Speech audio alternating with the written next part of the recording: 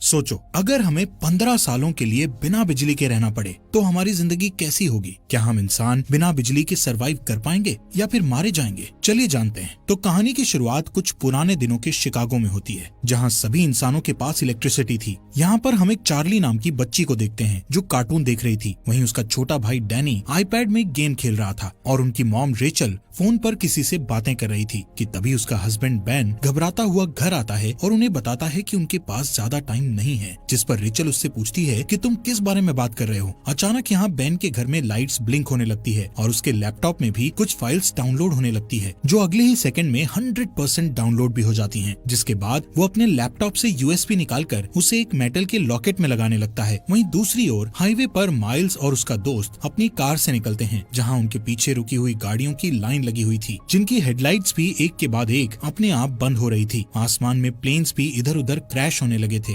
जमीन पर ट्रांसफार्मर्स फटने लगे थे और यहाँ तक कि विलीस टावर भी एकदम काला पड़ चुका था। इसके बाद हम धरती को अंतरिक्ष से देखते हैं, जहाँ धीरे धीरे धरती से बिजली गायब होती हुई नजर आ रही थी। अंधेरा यूएसए के नॉर्थ से होते हुए ईस्ट और साउथ में फैलता चला जा रहा था और चारों तरफ ऐसा समा हो गया था कि बिल्कुल कैंडल लाइट डिनर का माहौल था। लेकिन आज की जनरेशन यानी कि जेन जी के लिए इंटरनेट ना होने का मतलब है कयामत का आ जाना। इसके बाद हमें एक स्टोरी सुनाई जाती है, जिससे हमें पता चलता है कि उस ब्लैकआउट डे को 15 साल से ज्यादा हो गए हैं। ब्लैकआउट डे के बाद इलेक्ट्रिसिटी वापस आई ही नहीं, जिस वजह से इलेक्ट्रिसिटी से चलने वाली सभी चीजें बेकार हो गई थी। यहाँ तक कि लोगों के कार इंजन्स, जेट टर्बाइन्स और जरा जरा सी बैटरीज भी बिल्कुल खराब हो गई थी। इन सब चीजों की वजह से बड़े पैमाने पर सभी के हालात बहुत खराब हुए। बीमारी बढ़ी लेकिन दवाइयाँ नहीं मिली, आग लगी लेकिन आग बुझाने वाली गाड़ियाँ नहीं थी, फैक्ट्रीज थी लेकिन वहाँ खाने के लिए कुछ नहीं था और सभी लोग हाथ से काम कर रहे थे। जिसके बाद जल्द ही सरकारें गिरने लगी और मिलिटियास बढ़ने लगी थी। ब्लैकआउट के बाद यूनाइटेड स्टेट्स 6 भागों में बंट चुका था, जो कि the Monroe republic, the Georgia federation, the plains nation, Texas, the California commonwealth और बाकी बंजर जमीन थी। इन सभी शहरों के ऐसे हालात को देखकर ज्यादातर लोग यहाँ से कहीं और शिफ्ट हो चुके थे, जिनमें से एक बैन और उसकी फैमिली भी थी, क्योंकि वो वहाँ के विलेज एरिया में रहने लगे थे, जो कि द मोनरो रिपब्लिक एक पीसफुल कॉलोनी थी, जहाँ कुछ 100 लोग जाकर बस गए थे। यहाँ हमें पता चलता है कि बैन की वाइफ का कुछ साल पहले ही देहांत हो गया था और अब वो एक ब्रिटिश मेडिकल डॉक्टर मैगी को डेट कर रहा था। उसके बच्चे डैनी और चार्ली भी अब बड़े हो चुके हैं, लेकिन डैनी को अकेले रहना ज्यादा पसंद है, क्योंकि वो अस्थमा की बीमारी से गुजर रहा है। ऐसे ही एक दिन चार्ली अपने भाई के साथ जंगल में जाती है, जहाँ उन्हें एक अबेंडन वैन दिखती है। चार्ली उसके अंदर जाती है और वहाँ उसे एक मिनी फ्रिज मिलता है, जिसे देखकर उसे अपने बचपन की याद आने लगती है, जब ब्लैकआउट डे के बाद उसके मॉम डैड ने उसे वो पिघली हुई आइसक्रीम दी थी, क्योंकि वो उस वक्त की आखिरी आइसक्रीम थी। एक दिन जब चार्ली हर दिन की तरह जंगल में एक चक्कर लगाने जाती है, तब मोनरो मिलिटिया, जो कि मोनरो रिपब्लिक की मिलिट्री फोर्स है, वो कॉलोनी के अंदर आते ही धावा बोल देती है। मिलिटिया की कलाई पर एक टैटू गुदा हुआ था,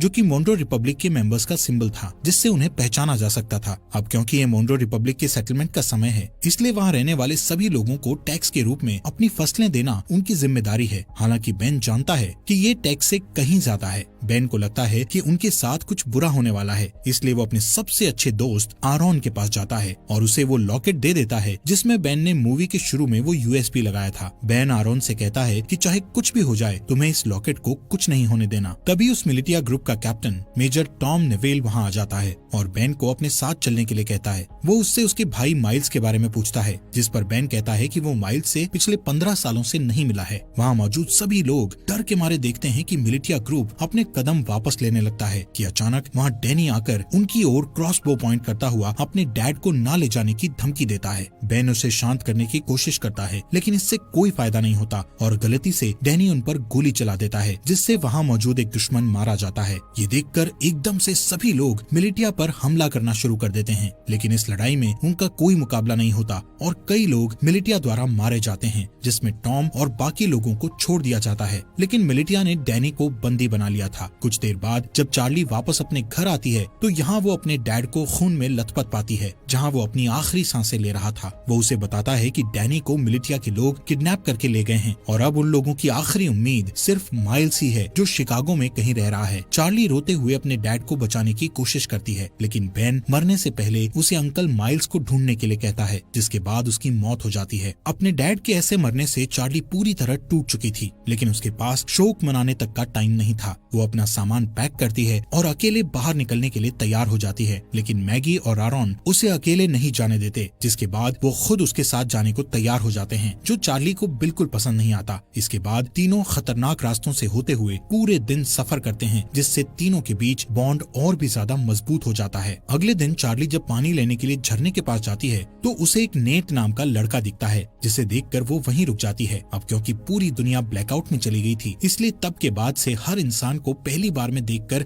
खतरा ही समझा जाने लगा था। यहाँ तक कि चार्ली जैसी लड़की के लिए बहुत सी चीजें दिमाग में होती हैं, लेकिन खुशकिस्मती से नेट सिर्फ उससे उसका नाम पूछता है और उसे जाने देता है। उस रात चार्ली और उसके दोस्तों को एक टूटा फूटा प्लेन मिलता है, जिसमें वो रात गुजारने की सोचते हैं, लेकिन बदकिस्मती से ये स्कैवेंजर्स ग्रुप का ठिकाना था, जहाँ उन लोगों को देखकर कुछ चोर यहाँ आते हैं और चाकू की नोक पर उनमें से एक चार्ली को उनसे दूर ले जाता है। मैगी को यहाँ कुछ खतरा महसूस होता है कि तभी वो अपने तेज दिमाग का इस्तेमाल करके उन चोरों को विस्की पिला देती है, जिसके ठीक बाद वो लोग उल्टी करते हैं और मर जाते हैं। वहीं दूसरी ओर आखिरी चोर चार्ली को मारने की कोशिश करता है कि तभी अचानक वहाँ नेट आ जाता है और उसे बचा लेता है। अगली सुबह नेट उन तीनों के साथ जाता है, क्योंकि यहाँ पता चलता है कि वो भी उनके साथ शिकागो जा रहा है। मैगी उसे अपनी टीम में देखकर कंफ्यूज हो जाती है, क्योंकि नेट उसके लिए बिल्कुल अनजान था। इसलिए वो चार्ली को वार्निंग देती है कि उसे ऐसे ही किसी पर भरोसा नहीं करना चाहिए, लेकिन कुछ देर बाद उसे याद आता है कि हर कोई बुरा नहीं है, इसलिए अब उसे नेट से कोई परेशानी नहीं थी। अगले सीन में जब मेजर टॉम और उसकी आर्मी आराम कर रही थी तो डैनी इस बात का फायदा उठाकर वहाँ से भागने की कोशिश करता है और हथकड़ियों का ताला खोलकर भाग जाता है, लेकिन कुछ दूर और भागने के बाद उसे अस्थमा का दौरा पड़ता है और वो वहीं एक घर के पास गिरकर बेहोश हो जाता है। कुछ घंटों बाद जब उसकी आंख खुलती है तो वो अपने सामने एक लड़की को उस पर बंदूक ताने देखता है। वो लड़की अपना नाम ग्रेस बताते हुए उससे पूछती है कि वो कहाँ से आया है, जिस पर डैनी बताता है कि कुछ लोगों ने उसे किडनैप कर लिया था, जिनसे बचता हुआ वो यहाँ आया है। ये सुनकर वो लड़की बंदूक नीचे करती है, जिसके बाद वो उसे अस्थमा पंप देती है और बताती है कि ये उसके मरे हुए बेटे का है। इसके बाद हम उन चारों के ग्रुप को देखते हैं जो फाइनली शिकागो पहुंचते हैं, जो कि मोनरो रिपब्लिक में ही है। यहाँ देखने लायक बात है कि रिगली फील्ड पूरी तरह से आईवी प्लांट से कवर्ड है, सड़कें मछुआरों से भरी हुई है और फोक्सवैगन बीटल जैसी गाड़ियों को घोड़े की बग्गी में बदल दिया गया है। बेन की बताई जानकारी के बाद वो सभी एक होटल में पहुँचते हैं। बारटेंडर से माइल्स के बारे में पूछते हैं। पहले तो वो बारटेंडर माइल्स नाम के किसी इंसान को जानने से मना कर देता है, लेकिन जब चार्ली उसे अपने डैड बेन के बारे में बताती है कि हाल ही में उनकी डेथ हुई है, तो वो बताता है कि वो खुद ही माइल्स है, लेकिन वो उन सभी से अपनी पहचान को छुपाए रखने के लिए बोलता है। कुछ देर बाद माइल्स अपनी भतीजी को अंदर ले जाता है और उससे प्राइवेटली बात करता है, जहाँ चार्ली बताती है कि कैसे मिलिटिया ने उसके डैड को बेरहमी से मार डाला और डैनी को किडनैप करके अपने साथ ले गए। जिसके बाद चार्ली उससे पूछती है कि वो लोग हमारी फैमिली के पीछे क्यों पड़े हैं, जिस पर माइल्स कहता है कि जरूर बेन कुछ न कुछ उस ब्लैकआउट के बारे में जानता था। वो कहता है कि मोनरो रिपब्लिक के लीडर जनरल मोनरो एक क्रूअल डिक्टेटर था, जो पूरे देश और पूरी दुनिया को अपने कब्जे में करना चाहता था, लेकिन उसके लिए उसे कुछ हथियारों की जरूरत थी, जैसे कि फाइटर प्लेन्स, टैंक्स और यहाँ तक न्यूक्लियर बॉम्ब्स। और क्योंकि बेन अकेला ऐसा इंसान था जो ब्लैकआउट क्यों हुआ था उसके बारे में जानता था और मोनरो को विश्वास था कि वो इससे निपट सकता है। ये सब सुनने के बाद चार्ली अपने भाई डैनी को लेकर और ज्यादा चिंतित हो जाती है और अपने अंकल से उसकी मदद करने के लिए कहती है, लेकिन सरप्राइजिंगली वो उसकी मदद करने से साफ मना कर देता है, क्योंकि उसका मानना था कि ये काम बहुत रिस्की है और वो इस काम को करने के लायक नहीं है। जिससे नाराज होकर चार्ली वापस अपने ग्रुप के पास जाने के लिए तैयार हो जाती है। उसे परेशान देखकर नेट माइल्स के पास बिल्कुल लड़ने के मूड में जाता है, लेकिन तभी माइल्स नेट का हाथ पकड़कर उठता है, जहाँ पता चलता है कि नेट भी मोनरो मिलिटिया का मेंबर है और वो चार्ली और उसके दोस्तों के साथ मिलकर माइल्स तक पहुँचना चाहता था। ये जानकर हर कोई हैरान हो जाता है, लेकिन इससे पहले कि वो कुछ कर पाते नेट वहाँ से भाग जाता है। अब मिलिटिया को उनकी लोकेशन का पता होने के बावजूद भी माइल्स अपनी जगह को छोड़ने से मना कर देता है, क्योंकि उसका मानना था कि वो अकेला ही पूरी फौज का सामना कर सकता है। चार्ली और बाकी लोग भी माइल्स की मदद करने को तैयार थे, लेकिन माइल्स गुस्से में उन पर चिल्लाते हुए उन्हें यहाँ से दूर जाने के लिए कहता है। कुछ ही देर बाद नेट अपने साथ बहुत सारे आर्मी सेना को लेकर माइल्स से लड़ने आता है, लेकिन इतने सैनिक होने के बावजूद भी माइल्स सभी से बड़ी सफाई से तलवारों का इस्तेमाल करके लड़ता है और एक एक करके सबको मार देता है। जिसके बाद वहाँ चार्ली और उसके दोस्त वापस आ जाते हैं और माइल्स के साथ लड़ाई में शामिल हो जाते हैं। इसी बीच मिलिटिया का एक आदमी चार्ली को जान से मारने की कोशिश करता है, लेकिन अचानक से तभी नेट आकर उस आदमी को मार गिराता है। थोड़ी ही देर बाद माइल्स मिलिटिया के कैप्टन को जान से मारकर लड़ाई खत्म करता है, जिसके बाद वो चार्ली और बाकी लोगों के साथ डैनी को ढूंढने के लिए निकल जाता है, जो सुनकर भी सभी काफी खुश होते हैं। कुछ देर बाद माइल्स को अचानक से उस ब्लैकआउट डे का एक फ्लैशबैक याद आता है और यहाँ से सीन फ्लैशबैक में जाता है, जहाँ सारी दुनिया में अचानक अंधेरा छा जाने के बाद वो अपने दोस्त के साथ कार से बाहर निकलता है और अपने दोस्त के साथ मरीन कॉर्प्स बेस में जाता है, जहाँ हमें पता चलता है कि ये दोनों मरीन पुलिस हैं। यहाँ अंदर जाने के लिए उन्हें अपने हाथ पर बना वो एम नाम का टैटू दिखता है, जिससे पता चलता है कि माइल्स का दोस्त, जिसका नाम सेबेस्टियन मोन्रो है और वो इस समय मोन्रो रिपब्लिक का लीडर भी है। वहीं दूसरी ओर मेजर टॉम और उसके आदमी डैनी के फुटप्रिंट्स का पीछा करते हुए ग्रेस के घर तक पहुँचते हैं। डरी हुई ग्रेस डैनी को बचाने की कोशिश करती है, लेकिन जैसे ही टॉम उसे जान से मारने की धमकी देता है तभी वो पीछे हटती है और टॉम उसके घर में घुसकर डैनी को पकड़ लेता है। उनके जाने के बाद ग्रेस चुपके से बेसमेंट में जाती है और एक लॉकेट निकालती है जो बिल्कुल आरॉन के लॉकेट जैसा था। जैसे ही वो उसे दबाती है तो अचानक से कमरे में बल्ब चालू हो जाता है। इसके बाद ग्रेस उस लॉकेट को कंप्यूटर में लगाती है और किसी से चैट करना शुरू कर देती है। दूसरी तरफ जो ग्रेस से चैट कर रहा था वो बहुत खुश था कि मिलिटिया को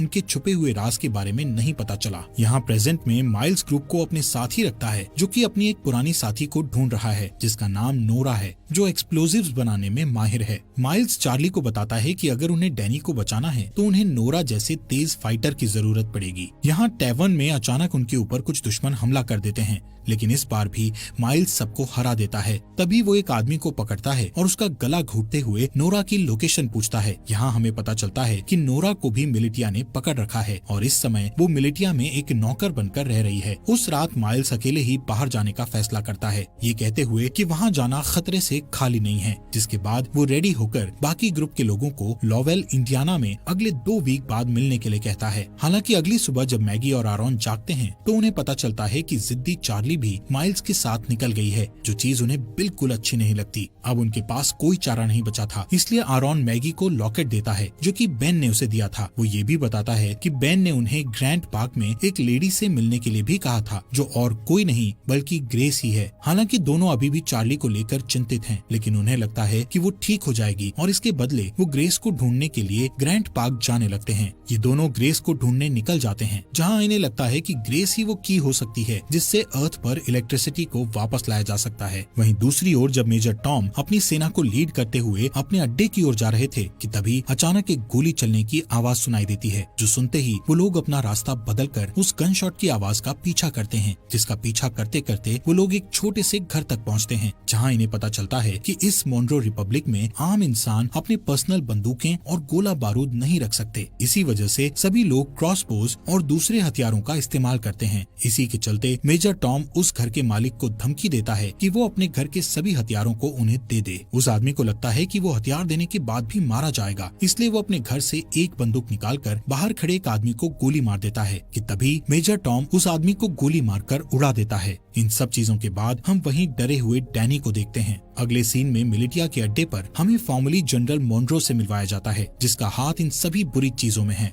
मोन्रो वहाँ मौजूद एक आदमी से अपने हथियारों के बारे में पूछता है, लेकिन जब वो डरा हुआ आदमी उसका कोई जवाब नहीं देता तो वो उसे बेरहमी से जान से मार देता है। जिसके बाद वो दूसरे रूम में अपने एक दूसरे वर्कर के पास जाता है, जहाँ हमें पता चलता है कि ये बेन की वाइफ रेचल है, जिसे हम मरा हुआ मानते हैं। यहाँ मोन्रो रेचल को बताता है कि बेन मर चुका है और ये सुनकर रेचल बहुत परेशान हो जाती है। इस दौरान चार्ली पूरे दिन जंगल में घूमती हुई आखिर में अपने अंकल को ढूंढती है, जहाँ माइल्स उससे गुस्सा था क्योंकि उसने उसकी बात नहीं सुनी थी। लेकिन जब चार्ली बताती है कि उसके भाई को अस्थमा का दौरा पड़ता है तो वो शांत हो जाता है। कुछ देर बाद उन्हें ढेर सारे मजदूर दिखते हैं जो हाथों से हेलीकॉप्टर को खींचकर ले जा रहे थे। यहाँ पता चलता है कि जनरल मोन्रो को विश्वास है कि एक दिन इलेक्ट्रिसिटी जरूर आएगी और उस दिन के लिए वो खुद को तैयार करना अभी से शुरू कर देता है। इन सभी मजदूरों में माइल्स नोरा को भी देखता है और चार्ली से कहता है कि उसे इतने सारे लोगों में से बचाना मुश्किल होगा क्योंकि यहाँ कई सारे गार्ड्स के पास स्नाइपर राइफल भी हैं। लेकिन माइल्स अपने दोस्त को हर हालत में बचाना चाहता है। वो नोरा को बचाने का प्लान बनाते हुए रात होने का इंतजार करता है और जैसे ही रात होती है तो सबसे पहले चार्ली डिस्ट्रैक्शन पैदा करती है और वहाँ मौजूद गार्ड्स को भगा देती है। फिर वो वहाँ गार्ड्स के पीछे छुप जाता है और आखिर में नोरा को बचाकर अपने साथ ले जाता है। लेकिन इस बात से नोरा नाराज हो जाती है क्योंकि वो खुद जानबूझकर कैदी बनी हुई थी क्योंकि उसे उनकी राइफल चुरानी थी उन स्नाइपर्स के पास ऐसे हथियार हैं जो आमतौर पर मिलना मुश्किल हैं। कुछ देर बाद माइल्स नोरा से कहता है कि उसे अपनी भतीजी को बचाने के लिए उसकी मदद चाहिए, जिसके लिए वो तुरंत मान जाती है, लेकिन इसके बदले वो उससे स्नाइपर्स से राइफल चुराने में मदद मांगती है। माइल्स को ये मुश्किल लगता है, लेकिन इस समय उसके पास नोरा की बात मानने के अलावा कोई चारा नहीं था। थोड़ी देर बाद वो तीनों पास की एक झोपड़ी में जाते हैं, जहाँ वो तीनों डैनी को बचाने की प्लानिंग करते हैं। बारूद का यूज करके नोरा एक टेम्पररी हथियार बनाती है, जिसका इस्तेमाल वो उन स्नाइपर्स वाले गार्ड को मारने के लिए करेंगे। लेकिन एक दिक्कत ये है कि इस हथियार का असर सिर्फ कुछ मीटर्स तक ही रहेगा, जिसका मतलब हुआ कि उनमें से किसी एक को गार्ड के पास जाकर उन्हें गोली मारनी होगी।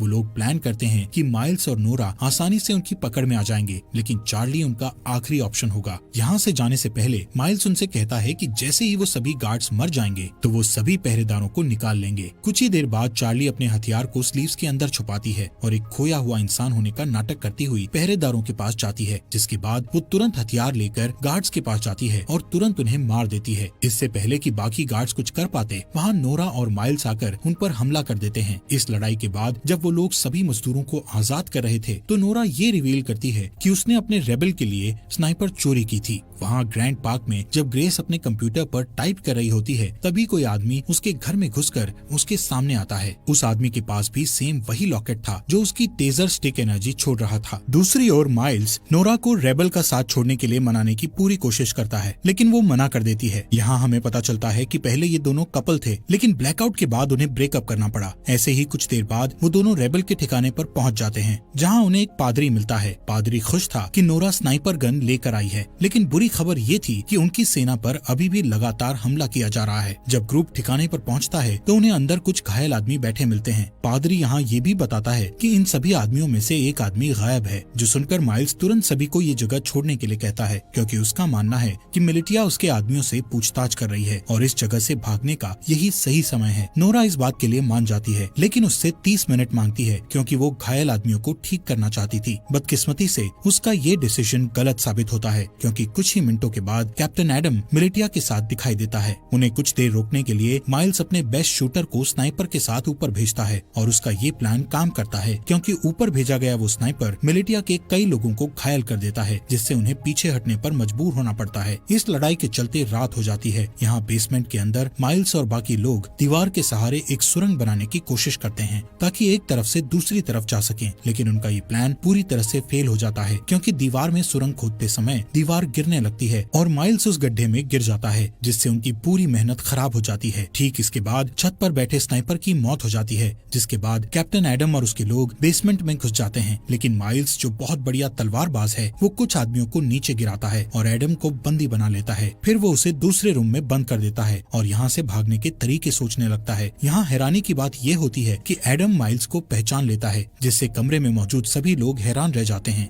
ये देखकर चार्ली उनसे पूछती है, तुम एक दूसरे को कैसे जानते हो? यहाँ कहानी एक अलग मोड़ लेती है, जहाँ एडम ये रिवील करता है कि पहले माइल्स जनरल मुनरो का राइट हैंड था। यहाँ तक कि माइल्स वो इंसान है जिसने मिलिटिया को लड़ना सिखाकर इतना खतरनाक बनाया है। लेकिन इतना रिवील होने के बावजूद भी माइल्स उन्हें मारने पर अपना फोकस रखता है। माइल्स उनके सामने एक डील रखता है, जिसमें वो खुद को मुनरो मिलिटिया के सामने सरेंडर करेगा, लेकिन उसके बदले में उसके ग्रुप के किसी भी इंसान को कोई नुकसान नहीं पहुँचाया जाएगा। किसी वजह से एडम ये डील एक्सेप्ट कर लेता है। हो सकता है उसे अपनी जान की परवाह हो इसलिए। खैर, इसके बाद जल्द ही माइल्स को मुनरो मिलिटिया ले जाया जाता है। यहाँ से सीन फ्लैशबैक में जाता है, जहाँ हम ब्लैकआउट के 2 वीक बाद का सीन देखते हैं, जब माइल्स अपने भाई को ढूंढने के लिए शिकागो आया था और उसका सबसे अच्छा दोस्त मुनरो भी उसके साथ था। वहीं रास्ते में उन्हें 2 आदमी मिलते हैं, जिनमें से एक आदमी दूसरे को बहुत बुरी तरह पीट रहा था। एक अच्छा इंसान होने के नाते माइल्स उनके पास जाता है और अपनी बंदूक निकालकर उनमें से एक को गोली मार देता है। इसके बाद दोनों दोस्त उस बचे हुए चोटिल इंसान की मदद करते हैं, जो और कोई नहीं बल्कि कैप्टन एडम ही था, और इसीलिए वो आज तक माइल्स की इतनी रिस्पेक्ट करता है, क्योंकि उसने उसकी जान बचाई थी। यहाँ से सीन वापस प्रेजेंट में आता है। जैसे ही माइल्स मिलिटिया को अपनी जगह पर ले जा रहा था तो रास्ते में वो एक ब्रिज पार करते हैं, जहाँ अचानक से एक एक्सप्लोजन होता है, जिससे सभी लोग चौंक जाते हैं और इसी दौरान नोरा और चार्ली माइल्स को उनसे बचा लेते हैं। वहाँ से जाने से पहले वो एक और एक्सप्लोजन करते हैं जिससे वो पकड़े न जाएं। वहीं दूसरी ओर मैगी और आरॉन जो ग्रेस को ढूंढने के मिशन पर हैं, आखिरकार वो उसके घर तक पहुँच जाते हैं, लेकिन उस घर में कोई भी नहीं था क्योंकि ग्रेस ने ये घर छोड़ दिया था। यहाँ आरॉन जो गूगल का एक पुराना एम्प्लॉय होने का दावा करता है और कहता है कि वो कंप्यूटर के बारे में बहुत कुछ जानता है। इसके बाद वो बेसमेंट में जाता है जहाँ उसे ग्रेस का कंप्यूटर रखा मिलता है, जिसे देखकर पता चलता है कि इसे हाल ही में बनाया गया था, जिससे पता चलता है कि यहाँ इलेक्ट्रिसिटी थी। हालांकि जब वो कई घंटों तक कंप्यूटर की जांच पड़ताल करता है तो उसे वहाँ कोई सुराग नहीं मिलता। आरॉन थक जाता है और ऊपर जाकर वो कंप्यूटर मैगी को दिखाता है। तभी उसका लॉकेट चमकने लगता है और पास में रखे हेडफोन में गाना बजना शुरू हो जाता है, जहाँ मैगी के आईफोन में जान सी आ जाती है, जिसकी वजह से वो कई सालों बाद अपने बच्चों को देखती है।